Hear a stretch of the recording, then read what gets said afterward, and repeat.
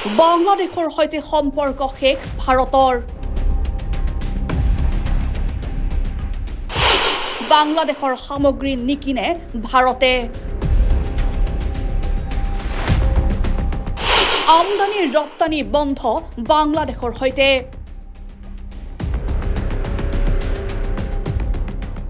বাংলাদেশৰ সামগ্ৰী নিকিনে ভাৰতে বাংলাদেশৰ সৈতে সকলো ধৰণৰ ৰপ্তানি আৰু আমদানি সেৱা বন্ধ কৰিলে শ্ৰীভূমি জিলাৰ ৰপ্তানি আৰু আমদানি ব্যৱসায়ী সন্থাই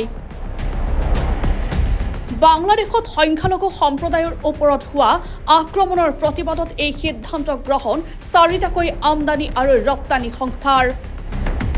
ইস্কনৰ পুৰোহিত চিন্ময় কৃষ্ণ দাস ব্ৰহ্মচাৰী গ্ৰেপ্তাৰৰ বিৰোধিতা কৰি আমদানি আৰু ৰপ্তানি সংস্থা দুটাই বন্ধ কৰিছে সকলো ধৰণৰ সামগ্ৰীৰ আমদানি আৰু ৰপ্তানি বাংলাদেশ চৰকাৰৰ ভাৰত বিৰোধী স্থিতিৰ বাবে অনিৰ্দিষ্ট কাললৈ বন্ধ আমদানি ৰপ্তানি শ্ৰীভূমিৰ ভাৰত বাংলা সীমান্তয়েদি বাংলাদেশলৈ ৰপ্তানি কৰি আহিছিল প্ৰয়োজনীয় বহু সামগ্ৰী একেদৰে বাংলাদেশৰ পৰাও শ্ৰীভূমি হৈ আমদানি কৰি আহিছিল বিভিন্ন সামগ্ৰী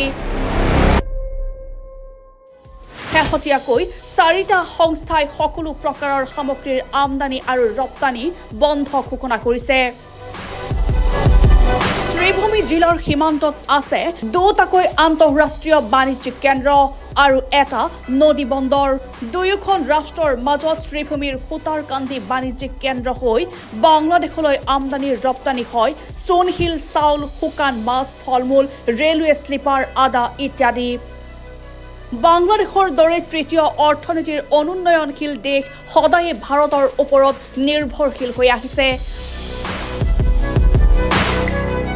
ভাৰতৰ সামগ্ৰী অবিহনে বাংলাদেশ কেতিয়াও চলিব নোৱাৰে কিন্তু তাৰ পাছতো বাংলাদেশৰ অন্তৰ্বৰ্তীকালীন চৰকাৰখনে গ্ৰহণ কৰা ভাৰত বিদ্বেষ নীতিৰ বাবে এতিয়া সৰ্বত্ৰে প্ৰতিবাদৰ ঢৌ উঠিছে